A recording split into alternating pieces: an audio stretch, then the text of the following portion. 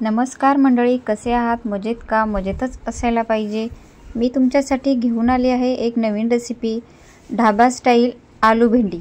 चला तर वेळ न घेता रेसिपीला सुरुवात करूया। आपण आता साहित्य बघून घेऊया। मी या ठिकाणी भेंडी आणि बटाटा स्वच्छ पाण्याने अगोदर धुवून घेतलेला आहे आणि कोरड्या कपड्याला पुसून मी भेंडी कापून घेतलेली आहे आणि मी या ठिकाणी बटाटा सुद्धा अशा शेपमध्ये कापलेला आहे। आता आपल्याला लागणार आहे एक लिंबू, कोथिंबीर, आलं लसणाची पेस्ट, बारीक कापून घेतलेली मिरची। आता आपण सुके मसाले बघूया। या ठिकाणी घेतलेला आहे मी लाल तिखट, धनिया पावडर, मीठ, मोहरी, गरम मसाला, हळद आणि जिरे। यामध्ये आपण टाकणार आहोत कसुरी मेथी, तर मी थोडीशी कसुरी मेथी सुद्धा घेतलेली आहे। त्यानंतर हिंग आणि भाजीला लागणारं तेल। या ठिकाणी कढई ठेवलेली आहे, कढईमध्ये घालायचं आहे आपल्याला तेल।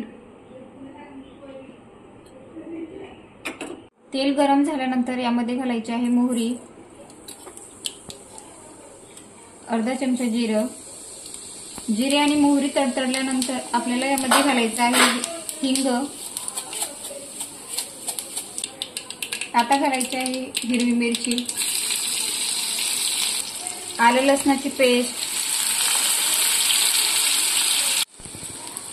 आलं लसणाची पेस्ट घातल्यानंतर हे छान परतून घ्यायचं आहे आणि यामध्ये आपल्याला घालायचं आहे आता बारीक करून घेतलेली भेंडी घातल्यानंतर लगेच घालायचा आहे बटाटा। याला छान मिक्स करून घ्यायचं आहे। भेंडी आणि बटाटा घातल्यानंतर हे आपल्याला साधारणपणे 4 ते 5 मिनिटे फ्राय होऊ द्यायचं आहे। आता आपण घालून घेऊया सुके मसाले। सुके मसाल्यामध्ये घालायचं आहे धने पावडर, लाल तिखट, गरम मसाला, हळद,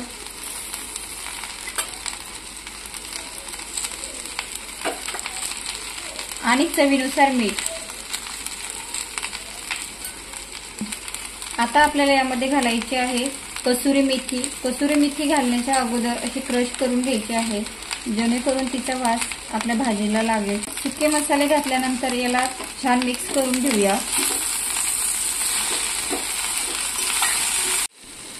भेंडी आणि आलू शिजण्यासाठी आपल्याला आता 8 ते 10 मिनिटे लागणार आहेत, तर आपण यावर झाकण ठेवूया।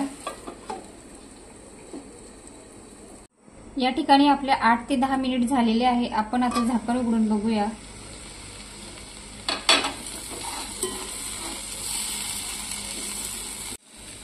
या ठिकाणी आपली भेंडी आणि आलू हा छान शिजलेला आहे। आता आपल्याला यामध्ये घालायचा आहे लिंबाचा रस,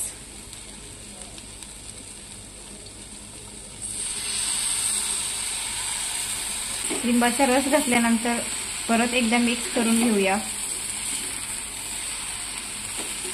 रस घातल्यामुळे भेंडी आपली ही चिकटणार नाही आणि एकदम मोकळी होईल। आता आपल्याला यामध्ये घालायचं आहे कोथिंबीर।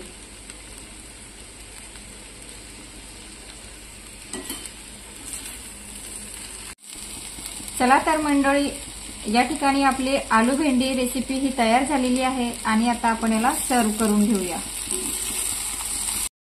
तुम्हाला माझी रेसिपी कशी वाटली हे मला नक्की कळवा आणि रेसिपी आवडल्यास माझ्या चॅनलला लाईक करा, शेअर करा आणि सबस्क्राईब करायला विसरू नका। पुन्हा भेटूया अशाच एका नवीन रेसिपीसह। तोपर्यंत टाटा, बाय बाय।